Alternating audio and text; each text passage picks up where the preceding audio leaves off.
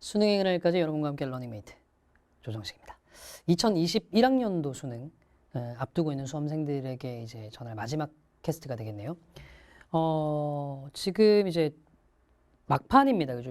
지금 제가 캐스트 찍고 있는 시점이 20일 조금 넘게 남아있는 시점이니까 뭐 언제 보실지 모르겠지만 꽤나 시간도 많이 디데이가 다가왔을 거고요. 근데 그러다 보니까 이제 뭐 각 학원들도 종강들이 있을 겁니다. 요새 또 학원들 문화가 종강할 때 뭐 종강 선물 나눠주고 뭐 이런 문화들 있잖아요. 막 거기에 대한 비판이나 뭐 이런 거 하려고 하는 건 아니고요. 그러다 보니까 끝나려는 느낌 되게 많이 들죠. 끝났다는 느낌. 이제 그 느낌 가지시면 안 돼요. 지금 아직까지 시간 한참 남았습니다. 아니 끝난 거는 선생님하고의 강의가 끝난 거고요. 여러분들은 수능 치셔야죠. 무슨 학교 졸업한 것처럼 무슨 그 뭐 몇 달 혹은 1년 동안 학원 다녔던 선생님들과의 추억을 회상하면서 적고 있습니까? 그 추억에 빠지지 말고 감상에 빠지지 마세요. 끝까지 가세요. 이상한 뻘짓 하지 마시고요. 그러니까 올해 수험생들이 감상에 빠지기 되게 좋은 조건인 거 알고 있어요. 코로나19 역대급 수험 생활에서 너무 힘들어서 주마등처럼 스쳐 지나가. 이거요.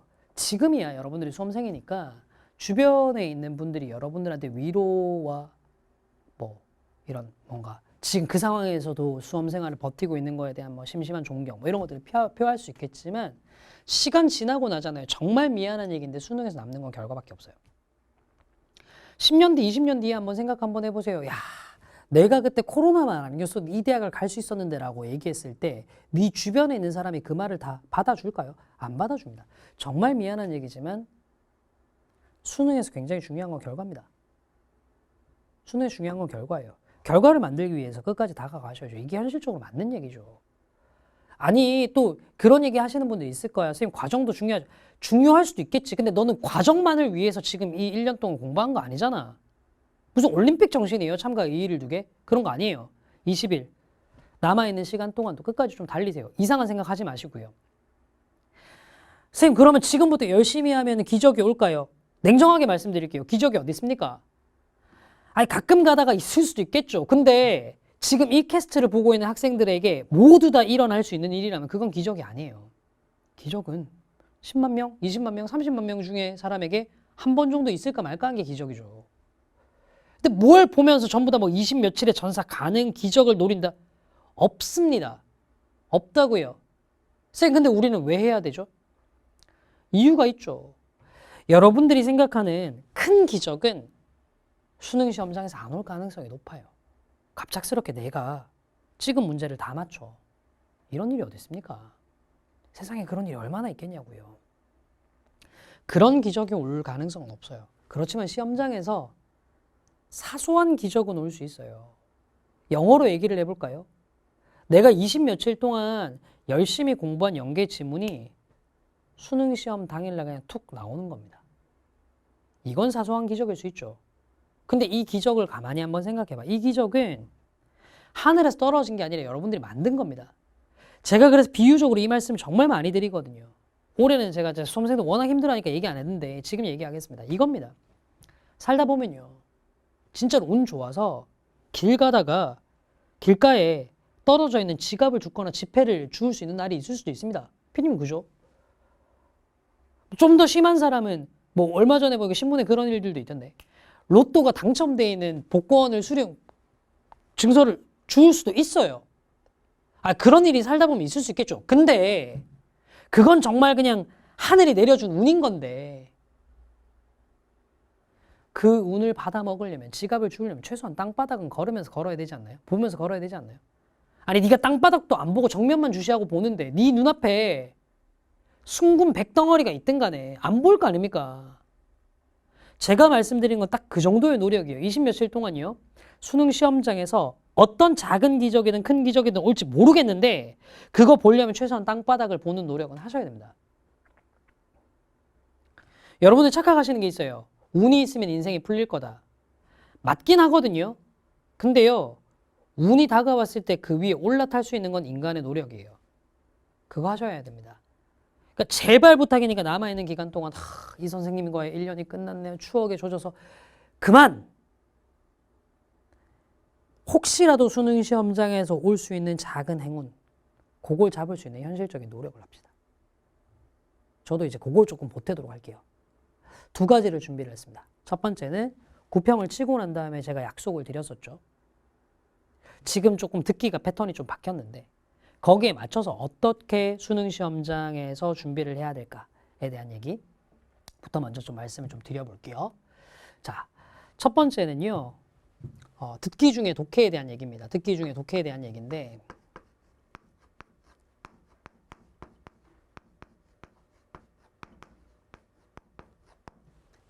지금 쌤 듣기 중에 독해를 하는 게 좋을까요? 안 하는 게 좋을까요?를 기준으로 좀 말씀을 좀 드려보면 올해 6월, 9월에 두 번의 평가원 모의고사를 치고 여러 번의 교육청 모의고사를 봤잖아. 사설 실무 말고 제 모의고사를 비롯한 이런 사설 실무 말고 자, 평가원과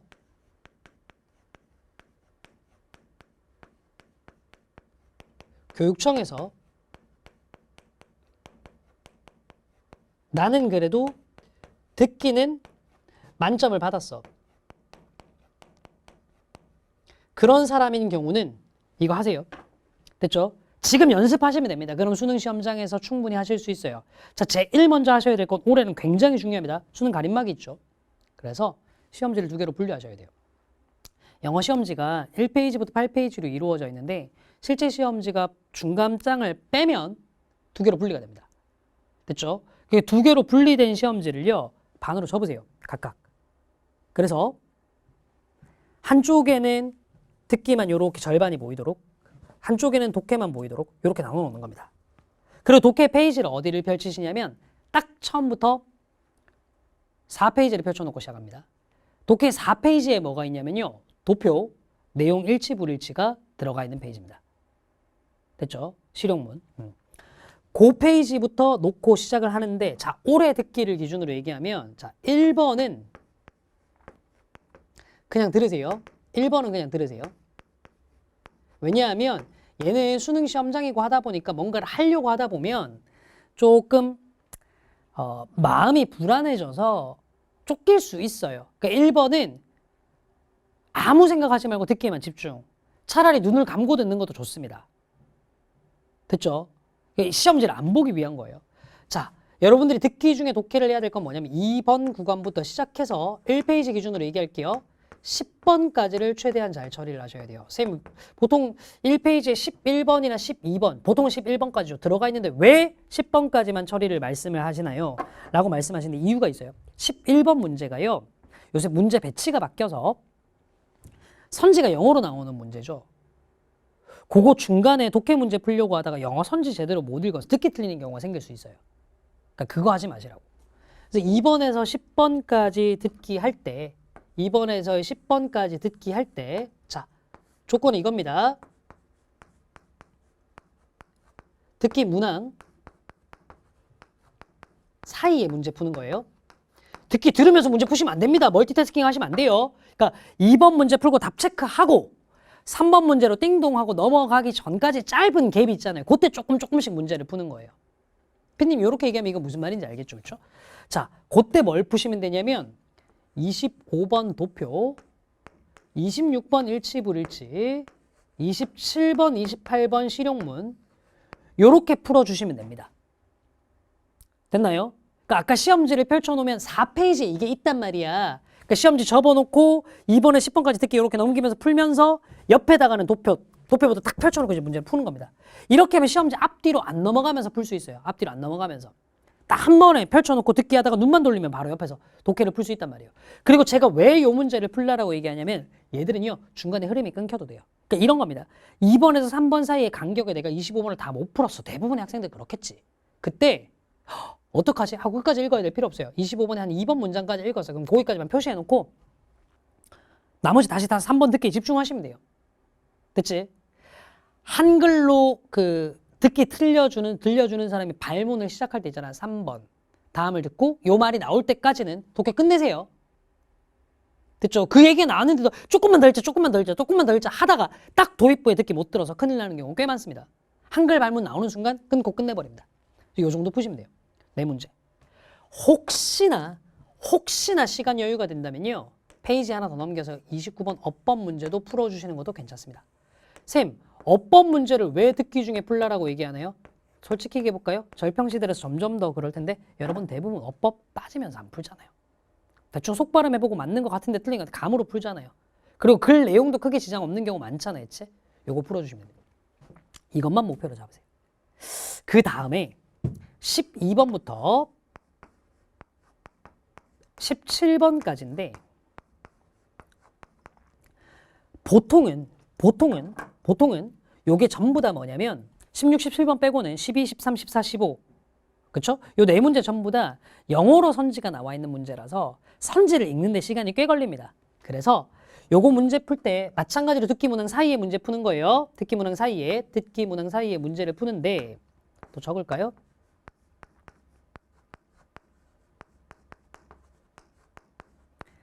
이때는 뭐 풀어주시면 되냐면 자 12번부터 17번까지가 애초에 듣기 2페이지죠.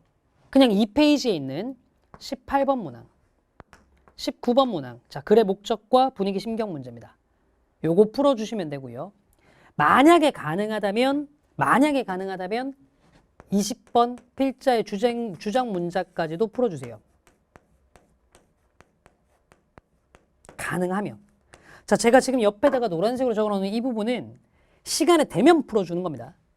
안 되면 어쩔 수 없고요. 그 다음에서 16에서 17번 아예 두 번째 들려드릴 때 있죠.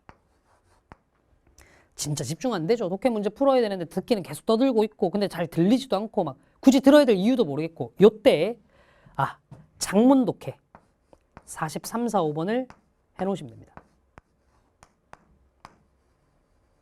됐죠? 자, 제가 지난 9평 이전에도 듣기 중에 독해를 어떻게 해야 될지 말씀드렸고 올해 1월 달에도 듣기 중에 독해를 어떻게 해야 될지 말씀드렸는데 차이점이라면 요 부분을 조금 바꿨어요. 제가 어떤 문제부터 어떻게 풀어야 될지에 대한 순서를 약간 바꿔놨는데 왜냐하면 듣기 문제 배치 순서가 바뀌다 보니까 큰 틀에서는 별로 변화가 없습니다. 단! 연습하고 들어가셔야 돼요. 시험장 들어가기 전에. 제가 아까 말씀드렸잖아요. 시험장에서 작은 기적이 올 수 있다니까. 길바닥에서 지갑을 주울 수 있어요. 그러려면요. 바닥은 보고 다녀야 된다니까요. 이거 하시라고요. 그 바닥을 보기 위한 노력이 이건 겁니다. 요새는 평가원 홈페이지 아니면 여러분들 많이 보는 유튜브 있죠. 유튜브에서 몇 년도 수능 듣기라고 검색해보면 듣기 문제들이 있습니다. 그거 다운받으셔서 여기에 해당하는 문제 선생님 이걸 어디서 풀어봐요? EBS 책 있잖아요. 그걸로 문제 풀어보시면 되는 거예요. 그러니까 뭐냐면 듣기는 평가원 듣기를 들으면서 연습을 하시되 무슨 말인지 알겠죠? 피디님 요거 이해가죠? 듣기는 평가원 듣기로 연습을 하시되 요 문제는 문제집 없으면 교육청 모의고사를 출력을 하시든 아니면 EBS 내에 있는 요 유형에 해당하는 문제를 푸시든 하시면 됩니다. 이게 왜 EBS 문제도 풀고 하면 더 좋은 거죠 뭐. 됐지? 그렇게 활용을 해주시면 될 것 같습니다. 자, 이게 제가 여러분들이 수능 때 혹시나 다가올지 모르는 작은 행운을 준비하는 첫 번째 자세에 대한 얘기였습니다. 지금 두 번째는요. 자, 첨부 파일이 하나 올라와 있을 거예요. 제가 6월 평가원 때도 그랬고 9월 평가원 때도 그랬고 항상 그랬던 것처럼 예열 지문 하나를 올려놨습니다. EBS 내에 있는 어휘 변형 문제 하나, 어법 변형 문제 하나, 빈칸 변형 문제 2개, 순서 변형 문제 하나, 문장 삽입 변형 문제 하나 총 6개 변형 문제를 올려놨는데요. 거기 제가 손필기로 문제 풀이법까지 적어놨습니다. 그거 한번 보시라고요. 왜 보시라고 얘기하냐면 이유는 이거예요. 영어라는 과목이 시험을 딱 시작하자마자 바로 감이 빡 올라와서 영어 지문을 술술술 읽히질 않아요. 저처럼 이제 평소에 영어로 된 글을 많이 읽을 수밖에 없는 상황이 아니라면 그러기가 힘듭니다. 우리말과 우리말로 되어 있는 글에 훨씬 더 익숙하시잖아요, 여러분들. 그래서 좀 어떻게 하셨으면 좋겠냐면 글을 점심 때 시간 텀이 있을 때 미리 예열용으로 쭉 읽어보는 겁니다. 예열용으로. 왜? 감을 올리기 위해서예요. 그래야 시험 딱 시작했을 때 영어 지문을 봤을 때 눈이 안 어색하단 말이야. 그걸 위한 겁니다. 다만 이게 되게 당황스러운 게 시험장 당일날 처음 보는 지문을 제가 지금 방금 말씀드린 이 예열 지문으로 보면 너무 힘들어요. 안 읽히거든, 점심시간에. 그래서 수능 전날 딱 한 번만 요 지문 읽어놓고 수능 당일날 가져가시기 바랍니다. 됐죠? 또 오해할까 봐 말씀을 드립니다. 선생님 이건 뭐 적중용으로 나온 거 아닌가요? 아닙니다. 지문 선정 기준 뭔가요? 그냥 볼만한 지문 꽂아놓은 거예요. 제가 평가원이 무슨 문제를 어떻게 낼지 어떻게 압니까? 그냥 마음 비우세요. 이 6개의 지문에서는 수능에 한 지문도 안 나올 가능성이 거의 100에 가까워요. 선생님 어쩌다가 한 지문 나오면요. 그건 진짜 운 좋아서 그런 거예요. 제가 그러라고 드린 거 아닙니다. 저는 그 정도의 능력이 안 돼요. 모르겠습니다. 뭐 다른 선생님들은 예열 지문이나 적중 지문 같은 거 만들어내시던데 그런 능력이 있으신 분들이겠죠. 저는 겸손한 게 아니라 정말로 그냥 팩트대로 말씀드리는 거예요. 저는 아직까지도 평가원이 어떤 기준으로 EBS 지문 선정하는지 잘 몰라요. 몇 년 동안 봐도 저는 잘 모르겠습니다. 그래서 저는 그런 의도로 집어넣은 거 아닙니다. 시험 당일날 웜업을 하기 위한 거예요. 예열 지문. 됐죠? 다시 한번 말씀드립니다. 높아지면 이제 수능이 가까워지니까 또 나이가 들면 잔소리가 많아지잖아요. 잔소리를 좀 길게 했는데 3가지였죠. 첫 번째, 종강 분위기 나고 있는 거 알아요. 휩쓸리지 마세요. 네 수능 아직 안 끝났어. 고생했다는 얘기는 그때 들어. 지금 뭘 겨우 그냥 커리큘럼 하나 다 끝내놓고 고생했다는 얘기를 그렇게 듣고 싶어. 그거 하지 마세요. 됐죠? 두 번째, 기적은 없습니다. 네가 20며칠 동안 공부했다고 극적인 성적 상승이 있으면 1년 내내 공부했던 친구들은 다 뭐가 돼? 그런 건 없어요. 단, 3번째, 혹시나 시험장에서 찾아올 수 있는 작은 행운이라도 잡을 수 있으려면 여러분들이 준비를 하셔야 됩니다. 시험장에서 땅바닥에 떨어져 있는 지갑을 주우시려면 여러분들의 땅을 보셔야 한다고요. 그래서 2가지 방식을 말씀드렸죠. 듣기 중에 독해를 어떻게 해야 될지에 대한 연습. 하세요, 지금부터라도. 그리고 2번째, 예열 지문 가져가셔서 시험장에서 영어 읽을 때 당황하지 않도록 읽어보시라고. 그 2가지 정도는 제가 준비드리겠습니다. 됐죠? 자, 저도 뭐 강의는 종강을 하지만 Q&A 게시판이나 뭐 요런 방식들을 통해서 여러분들과 끝까지 수능 때까지 달리도록 하겠습니다. 자, 지금까지 조정식이었고요. 제발 부탁드리겠습니다. 끝까지 우리 긴장 끝 놓지 말고 달려가도록 합시다. 수능의 그날까지 저도 여러분들과 함께 달리겠습니다. 조정식이었습니다. 감사합니다.